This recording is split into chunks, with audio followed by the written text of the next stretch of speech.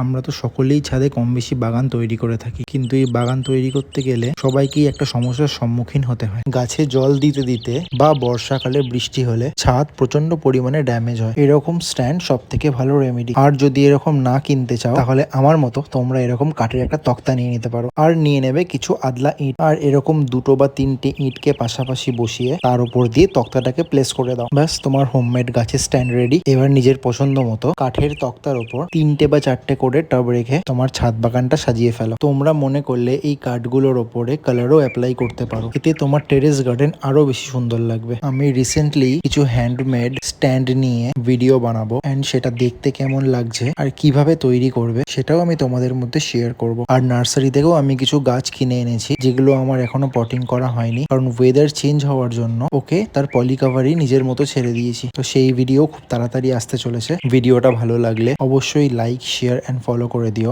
দেখা হচ্ছে তোমাদের সঙ্গে পরের ভিডিওতে।